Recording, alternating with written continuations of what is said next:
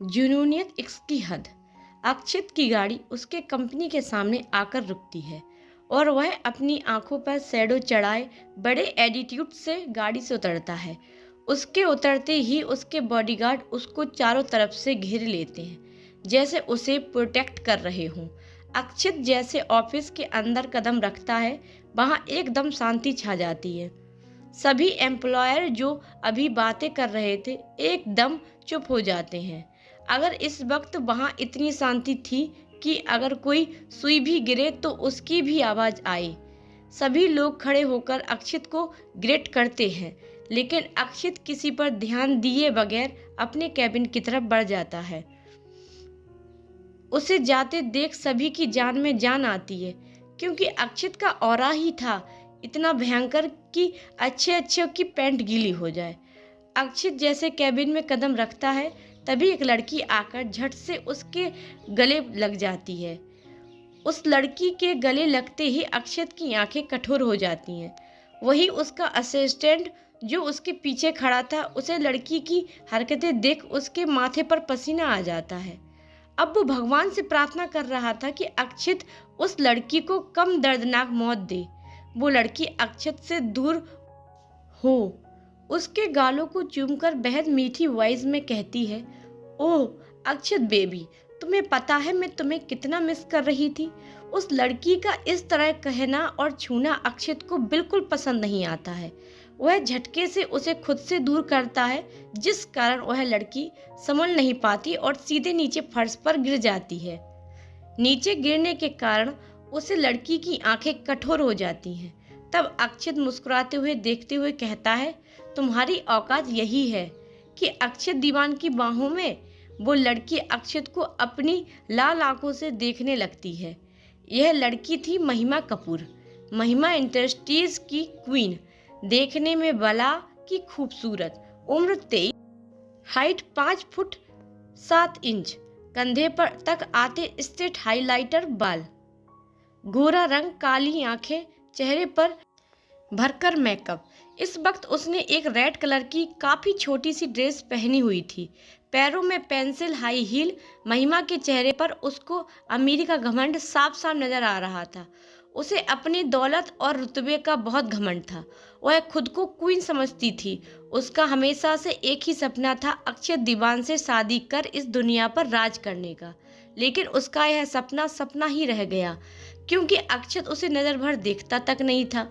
लेकिन पूरे ऑफिस में यह अफवाह फैली हुई थी कि महिमा कपूर अक्षत दीवान की गर्लफ्रेंड है। अक्षत ने कभी भी लोगों के सामने यह साबित करने की सहमत नहीं उठाई कि महिमा यह उसका कोई रिश्ता नहीं है। इसी बात का महिमा ने बाखूबी फायदा उठाया और उठाती आ रही है। महिमा नीचे से उठते हुए अक्षत को देख अपने दांत पीसते हुए कहती है, अक्षत तुम मेरे साथ ऐसा कैसे कर सकते हो? मैं तुम्हारे होने वाली बीवी हूँ। कोई अपनी होने वाली बीवी के साथ ऐसा करता है क्या? अक्षत उसे ऊपर से नीचे तक मुस्कुराते हुए देखता है, फिर जाकर अपने बॉस के चेयर पर बैठ जाता है। इस वक्त वह उस चेयर पर किसी राजा की तरह बैठा था। अक्षत टेबल पर रखा पेपर वेट घुमाते हुए कहता है, अच्छा मजाक कर लेती हैं आप मिस कपूर, लेकिन फिलहाल मेरा इस मजाक का हिस्सा बनने का कोई इरादा नहीं है। अक्षत की बातें सुन और उसका एटीट्यूड देख महिमा को काफी गुस्सा आ रहा था, लेकिन उसने अपने गुस्से को अपने अंदर ही दबा लिया और जबरदस्ती मुस्कुराते हुए कहती है, ओ कम ऑन बेबी, मजाक तो तुम कर रहे हो। क्या तुम भूल गए कि हमारी सगाई होने वाली है? यह बात यहाँ पूरे शहर जानता है कि मैं इस दीवान इंडस्ट्रीज की होने वाली क्वीन हूँ।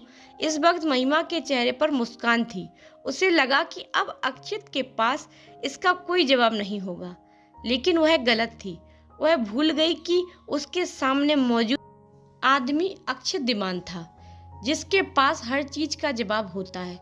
अक्षत महिमा को ऊपर से नीचे तक देखते हुए अपनी सर्द आवाज में कहता है, लोगों का क्या है, आज हमारी सगाई की खबर जानता है, कल तुम्हारे मरने की जान लेगा।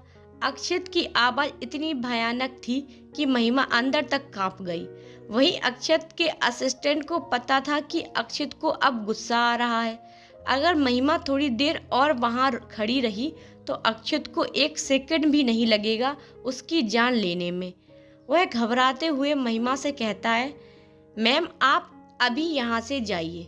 असिस्टेंट की बात सुन महिमा आग बबूला हो जाती है, और क्योंकि उसे यह जरा भी पसंद नहीं था कि एक मामूली सा असिस्टेंट उसे ऐसे बात करे, महिमा गुस्से में दांत पीसते हुए असिस्टेंट से कहती है, तुम 2 कौड़ी के मामूली से नौकर, तुम्हारी हिम्मत कैसे हुई महिमा कपूर से इस तरह बात करने की? तुम्हारी औकात मेरे सामने खड़े होने की भी नहीं है, और तुम मुझे इस ऑफिस से जाने को कह रहे हो?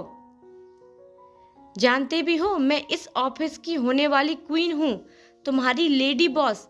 असिस्टेंट अपने सामने उस लड़की को ऐसे देख रहा था जैसे वह किसी पागल को देख रहा हो, लेकिन उसने कुछ नहीं कहा।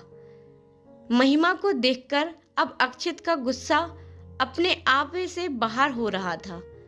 वह गुस्से में एक शब्द चबाते हुए कहता है, अगर तुम 5 मिनट के अंदर यहाँ से नहीं गई तो तुम्हारे बाप को तुम्हारी लाश भी नसीब नहीं होगी।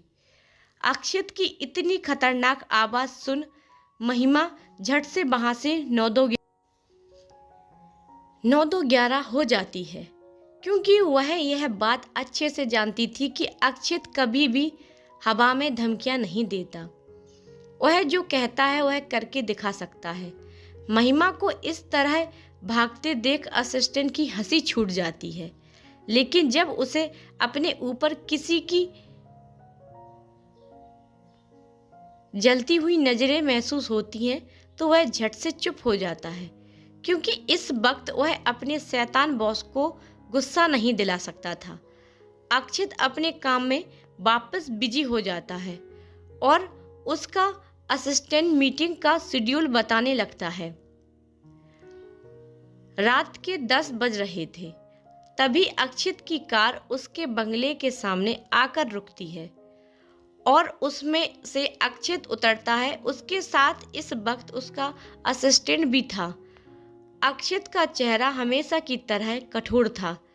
इतना सारा काम करने के बावजूद उसके चेहरे पर जरा भी सिकंज नहीं आती थी। वह दोनों बंगले के अंदर जाते हैं, लेकिन हॉल का नज़ारा देख अक्षत की आंखें कठोर हो जाती हैं और गुस्से में वह अपनी मुट्ठी बांध लेता है, जिससे उसके हाथों की नसें नजर आने लगती हैं।